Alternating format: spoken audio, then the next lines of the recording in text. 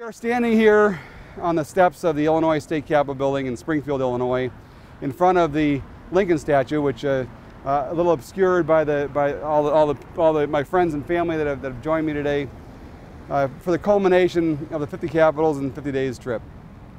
We will read the Gettysburg Address together, as I've done on every state capitol in the country, as a way of promoting God, liberty, unity, and patriotism, and remind America about the timelessness of this document and the messages contained within. So now, if everybody will join me for the reading, we're now going to have the reading of the Gettysburg Address in front of the Illinois State Capitol building. 407 years ago, our fathers brought forth on this continent a new nation, conceived in liberty and dedicated to the proposition that all men are created equal. Now we are engaged on a great civil war, testing whether that nation or any nation so conceived and so dedicated can long endure. We are met on a great battlefield of that war. We have come to dedicate a portion of that field as a final resting place for those who here gave their lives that that nation might live. It is altogether fitting and proper that we should do this. But in a larger sense, we cannot dedicate, we cannot consecrate, we cannot hallow this ground. The brave men, living and dead, who struggled here have consecrated far above our poor power to add or detract.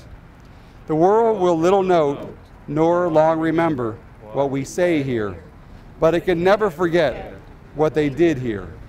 It is for us, the living rather, to be dedicated here to the unfinished work which they who fought here have thus far so nobly advanced.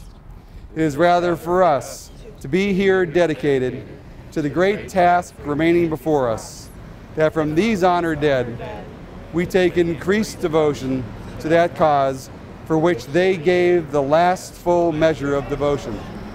That we here highly resolve that these dead shall not have died in vain, that this nation, under God, shall have a new birth of freedom, and that government of the people, by the people, for the people, shall not perish from the earth.